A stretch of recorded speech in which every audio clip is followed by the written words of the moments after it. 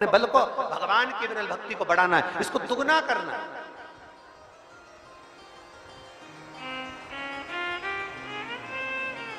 मालन को भूख लग रही है, बेलपत्र भी नहीं है, भगवान शिव को समर्पित करने के बेलपत्र भी उसके पास में नहीं, भूख लग रही है, बेलपत्र भी उसके पास में।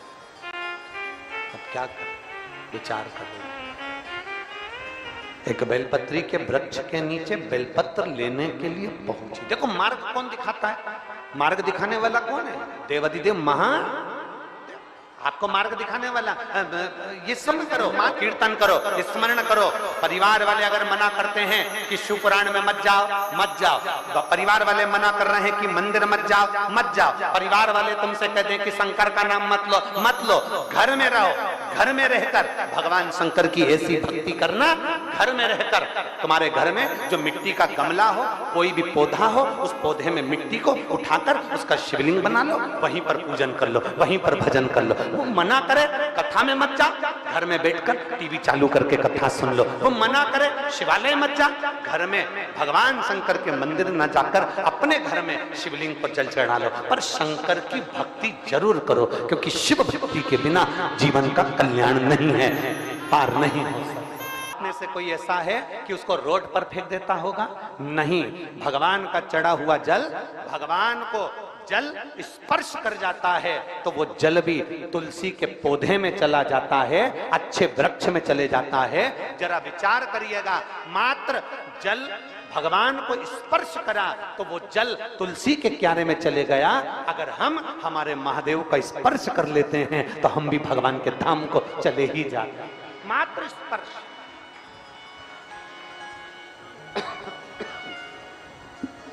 हाथी का चेहरा है। अगर आप लोग शास्त्र में पढ़ेंगे तो आपको पार्वती जी की एक सहेली का नाम मालिनी का पूरा विवरण उस शास्त्रों में हमें प्राप्त हो जाता है, और ये कथा उसी की चल रही है। माली के घर में संतान नहीं है, माली के घर में औलाद नहीं है। दोनों पति पत्नी माला तैयार करते हैं, पुष्प श्रृंगार करते हैं, भगवान के लिए दे दे। कहीं शिवालय कोई जा रहा है तो बेलपत्र डाल कर दे देते हैं। ऐसा नियम चलते चलते समय निकल गया, बहुत समय निकल गया, पर इनके घर में औलाद का सुख नहीं हुआ। जब औलाद का सुख नहीं हुआ, एक दिन माली की धर्म पत्नी मालन रो रही थी, आंख से आंसू बह रहे थे, और घुट घुट पानी पीती जा रही और रोती जा रही, उसकी आंख में आंसू भरा हुआ।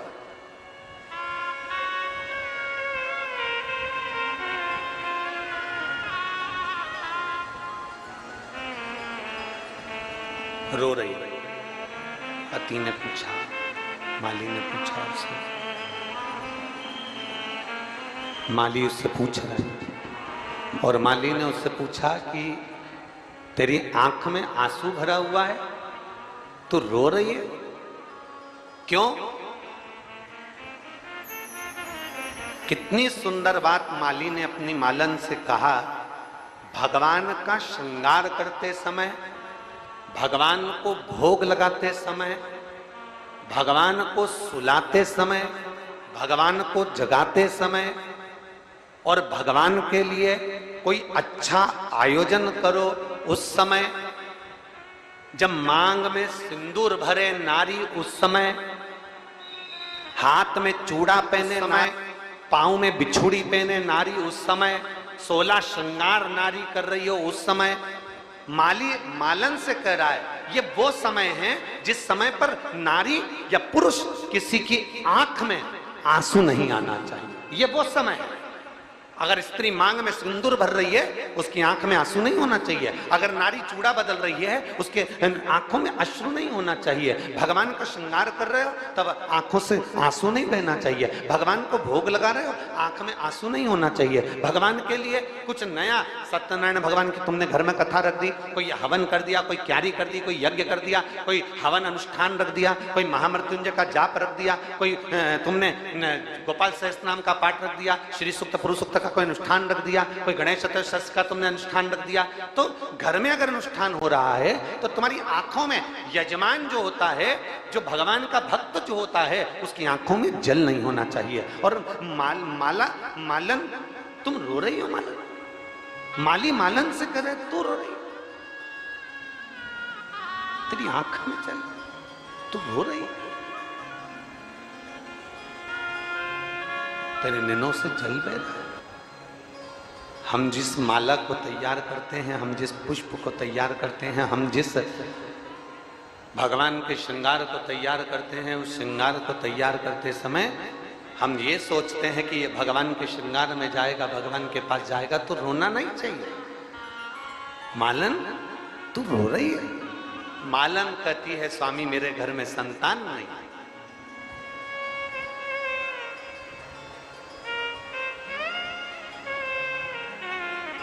मेरे घर में औलाद नहीं है। कभी मौका लगे तो दुर्गा उपनिषद के अंतर्गत यदि हम अध्ययन करें, मत्स्य पुराण में, धर्मोत्तर पुराण के अंतर्गत यदि हम अध्ययन करें तो उसमें बड़ा सुंदर बात आती है। माली ने अपनी मालन से कहा तो एक काम कर, अब रोना नहीं। सारी दुनिया के लोग मंदिर जाकर बेलपत्र चढ़ाते हैं, पुष्प का श्रृंगार करते हैं, तू एक काम कर, श्रावण का महीना चालू हो रहा है और तू भी 2 बेलपत्र और 2 लोटा जल भगवान देवादिदेव महादेव के शिवालय पर लेकर जा। फिर निवेदन, मेरी जीजियों से, मेरे जीजाओं से, मेरी माताओं से, मेरे भाइयों से, मेरी बेटियों से, मेरे बेटाओं से, श्रावण के महीने में दिखावा कर कर मेरे भोलेनाथ जी को मत ले जाना। श्रावण के महीने में दिखावा कर कर मेरे भोले बाबा को रिझाना नहीं है। श्रावण के महीने में वो कहते हैं ना, ढेर सारे लोग मंदिर जाएंगे, ढेर सारी निमंत्रण पत्रिका आएगी, पर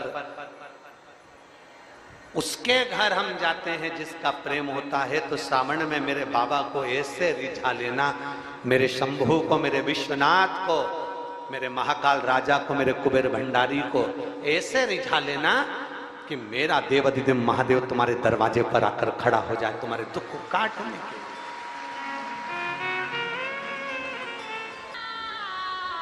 महाराज, 2 लोटे जल से मतलब है अपनी भक्ति को श्रावण के महीने में दुगना करना। कितना करना? जम जम के बोलो जरा विदिशा वाले, दुगना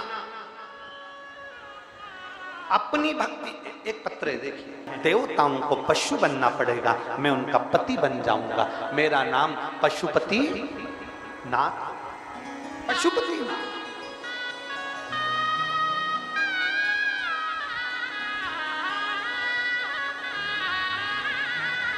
पाशुपत्य अस्त्र, 3 चीजें हैं। शिव महापुराण की कथा 3 चीज बता रही है, जरा ध्यान से सुनिएगा।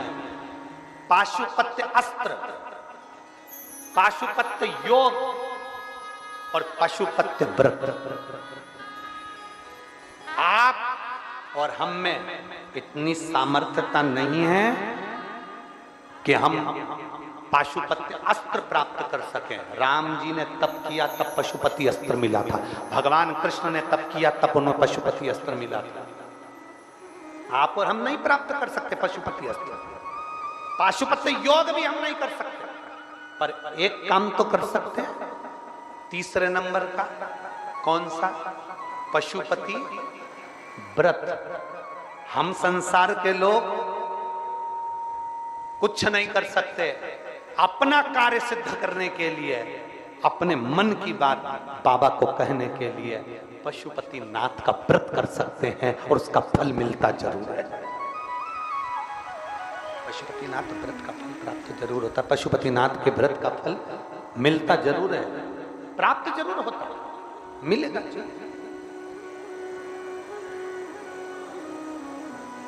एक बार अगर बाबा ना सुने तो 2-3 महीने के गैप में फिर दूसरी बार का। दिल से करना, दिखावे से नहीं। कितने दिए लगते हैं पशुपति व्रत में? 6। प्रसाद जाता है, उसके कितने हिस्से होते हैं? जम के बोलो जरा। 3। कितने दिए मंदिर के अंदर जलेंगे? अपने घर के दरवाजे पर 1। सुबह पूजा की थाली लेकर भगवान के मंदिर में जाइए, अभिषेक पूजन करिए, बाबा का सुंदर स्नान पूजन आदि सब कराइए, बाबा की भक्ति को धारण करिए, बाबा से प्रार्थना करिए, बाबा से निवेदन करिए, बाबा से विनती करिए। पूजा की थाली वापस लिया, उसको रख दो। शाम के समय 6 दिए अपनी थाली में रखो। प्रसाद एक जगह पर लेकर चलो। हिस्से करने के लिए कोई कागज की प्लेट, दोना या कागज जो भी आप ले जा सकते हो, पत्ता पत्तल जो भी वो लेकर पहुंचे।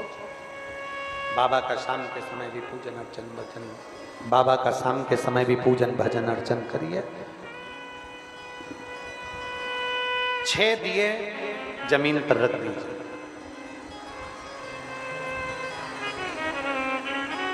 प्रसाद के 3 हिस्से कर दीजिए। 5 दिए प्रज्वलित कर दीजिए। बाबा से विनय कर दीजिए, बाबा आज मेरा पशुपतिनाथ का व्रत है, बाबा आज मेरा पशुपति व्रत है, पहला व्रत है, बाबा आप इसे स्वीकार करिएगा, बाबा आप इसे स्वीकार करना। विनती करो, विनती करो, निवेदन करो, बाबा से विनय करो। एक दिया उठाकर वापिस थाली में रख लो। प्रसाद का एक हिस्सा अपनी थाली में वापिस रख लीजिए। बाबा को प्रणाम कर कर घर की ओर चल दीजिए। घर के बाहर, दरवाजे के बाहर बैठकर अपना सीधा हाथ जहां हो वहीं बैठ जाओ और सामने घर के अंदर झांकते हुए घर की ओर मुख कर कर बैठो और दिया प्रज्वलित करो।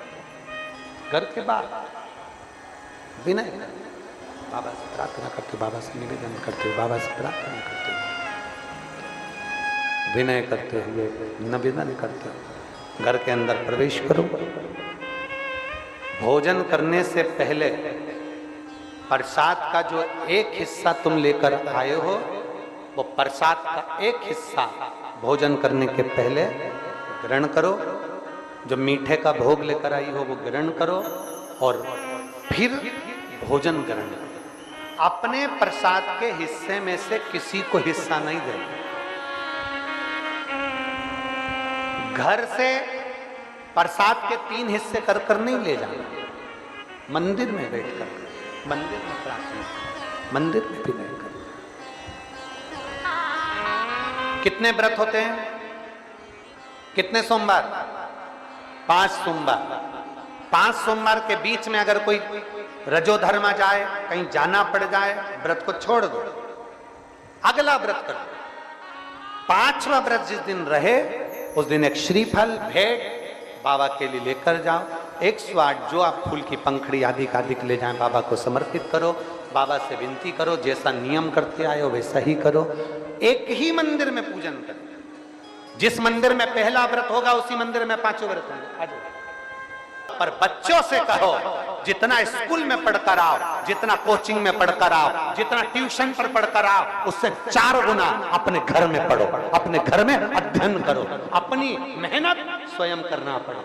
अपनी लगन से, अपनी मेहनत से आप उत्तीर्ण हो। अपनी मेहनत से, अपनी लगन से।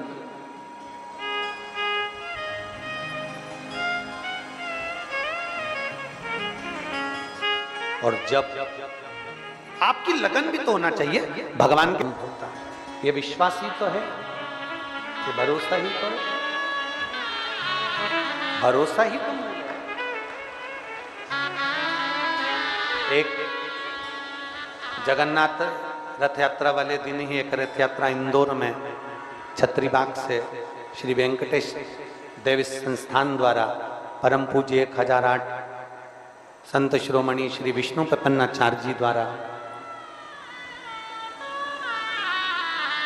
प्रत्येक वर्ष मध्य भारत की एक सुंदर रथ यात्रा निकलती है, वो भी 7 तारीख को निकल रही है। इंदौर वालों से निवेदन है कि सब उस पवित्र रथ यात्रा का भी आनंद लें और अपने जीवन को सार्थक बनाएं। साधुता है, एक विश्वास अपने भीतर जागृत है,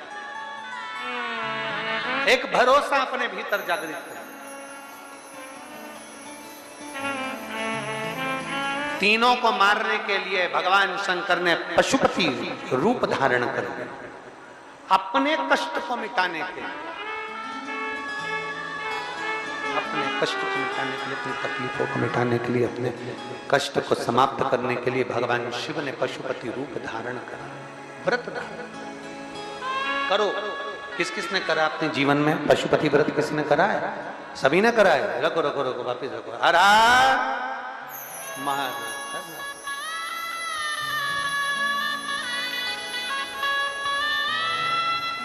भगवान देवाधिदेव महादेव का संवाद करते रहो। और महाराज कभी चूक जी, ए मेरे ठाकुर जी, ए मेरे भोलेनाथ जी, ये लेकर आई हूं, खाना तो पड़ेगा, जब तक नहीं खाओगे तब तक मैं भी नहीं खाऊंगी। जिद होती है, मालन जिद पकड़, मुझे ये बेलपत्री के पेड़ के नीचे से मिला है, तुम्हें खाना पड़ेगा, तुम्हें जीना पड़ेगा। बैठ गई, शिव जी नहीं आए, शंकर नहीं आए। माली ढूंढने के लिए निकला,